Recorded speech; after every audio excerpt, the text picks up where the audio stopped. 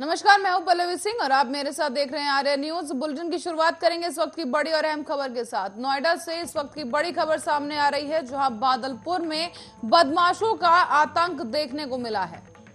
बदमाशों ने छात्रा का अपहरण कर लिया और मॉर्निंग वॉक पर निकली थी ये छात्रा। जिस वक्त बदमाशों ने इसका अपहरण कर लिया है, कार सवार बदमाश अपहरण कर फरार हो गए और परिजनों ने जीटी रोड पर जाम लगा दिया है। बता दें, पुलिस से शिकायत की गई और लड़की को जल्द से जल्द ढूंढने की कोशिश यहां पर की जा रही है। साथ ही जो लड़की के परिजन हैं, उन्होंने जीटी रोड जाम कर दिया। डीसीपी समेत भारी पुलिस मौके पर मौजूद। बादलपुर थाने के सादोपुर गांव की घटना बताई जा रही है।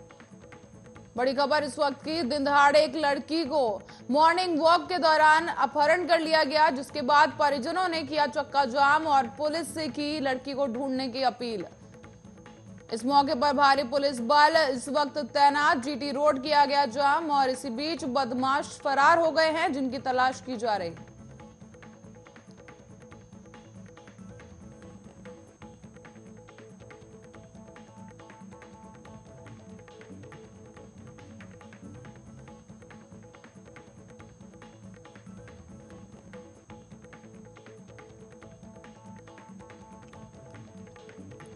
बता दें, ये लड़की मॉर्निंग वॉक के लिए निकली थी जिस वक्त इसका अपहरण कर लिया गया। हालांकि अभी कोई शक परिजनों की तरफ से जताया नहीं गया है किसी पर, लेकिन आपको बता दें, लड़की के अपहरण किए जाने के बाद से ही परिजनों में आक्रोश और लगातार धरना दिया हुआ है परिजनों ने और चक्का जाम कर दिया है, जिसके बाद मौके पर पहुंची पुलिस और जाम खुलवाने की कोशिश की जा रही है। और वहीं परिजनों की मांग है कि लड़की को जल्द ढूंढ के निकाला जाए।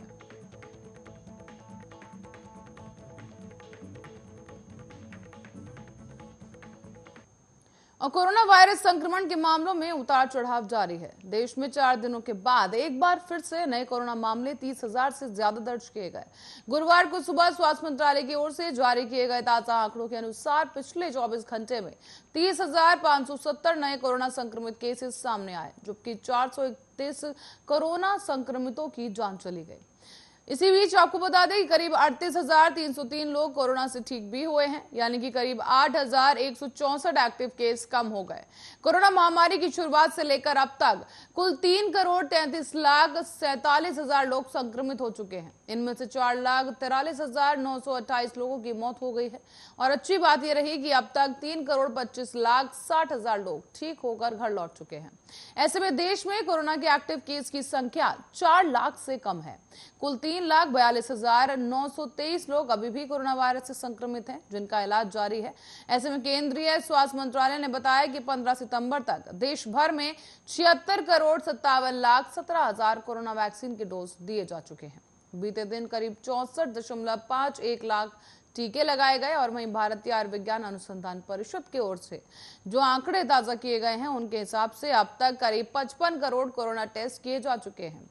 और बीते दिन करीब 15 लाख कोरोना सैंपल टेस्ट किए गए, जिसका पॉजिटिविटी रेट 3% से कम रहा। देश में कोरोना से मृत्यु दर एक बार फिर से आपको बता दें कि 1.33% है, जबकि रिकवरी रेट 97.62% है। ऐसे में एक्टिव केस की संख्या की अगर बात करें तो एक्टिव केस 1.05% है और कोरोना एक्टिव केस मामले में दुनिया में भारत अब 7वें स्थान पर पहुंच गया है।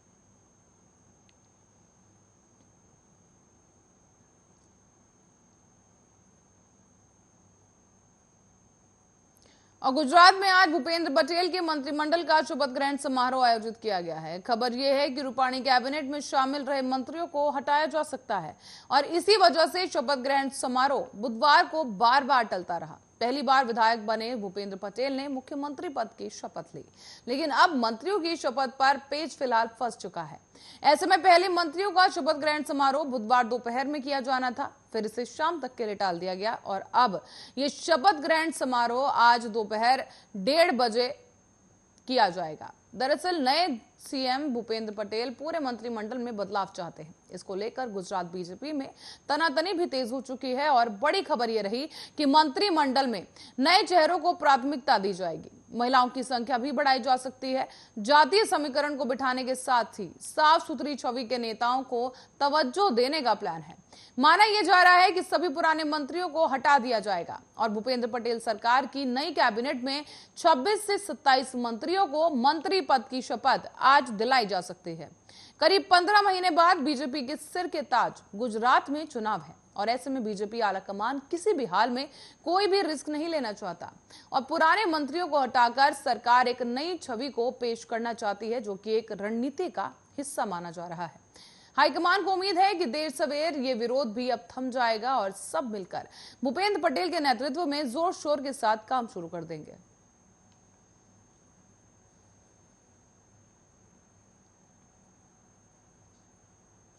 और बता दें आपको कि उत्तराखंड में बीते 24 घंटों में करीब 49 नए कोरोना संक्रमित मरीज सामने आए हैं। वहीं एक भी मरीज की मौत नहीं हुई, जबकि 33 मरीजों को ठीक होने के बाद घर भेज दिया गया है। सक्रिय मामलों की संख्या अब 296 पहुंच गई है।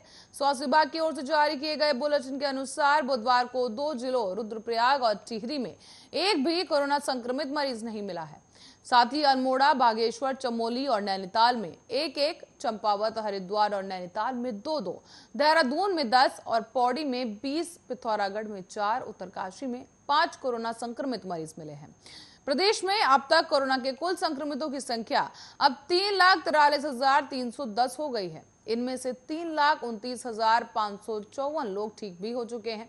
प्रदेश में कोरोना के चलते अब तक कुल 7,389 लोगों की जान जा चुकी है और प्रदेश की रिकवरी दर 95.99% और संक्रमण दर 0.26% दर्ज की गई।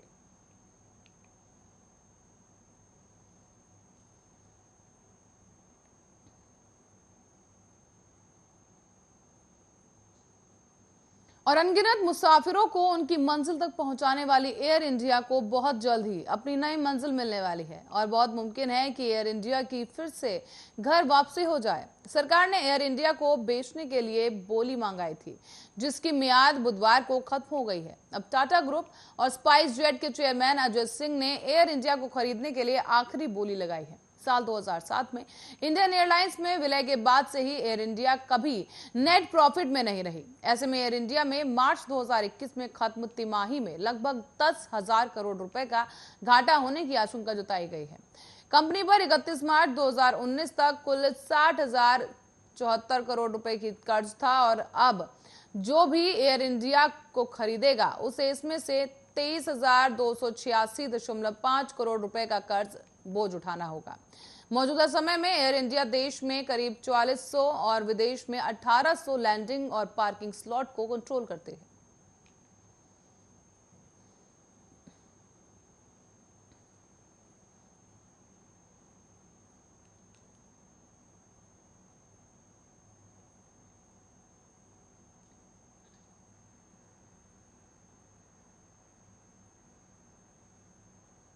राष्ट्रीय राजधानी दिल्ली समेत एनसीआर में पिछले कुछ दिनों से रिकॉर्ड तोड़ बारिश दर्ज की जा रही है। आज सुबह की शुरुआत भी आसमान में बादल छाए रहने के साथ और बारिश से हुई।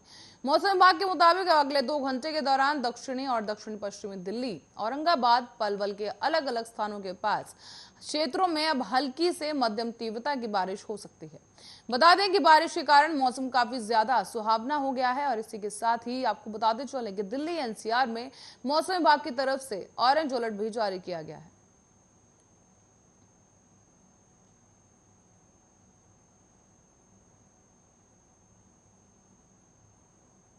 और ओम्बड्समैन के चेयरमैन सुभाष कुमार ने प्रेस वार्ता करते हुए बिजली आपूर्ति को लेकर एक बात कही है। उन्होंने कहा है कि कोर्ट में ठीक से अगर पैरवी हो जाए तो राज्य में ही संसाधन है और उनकी रॉयल्टी राज्य को ही मिलेगी।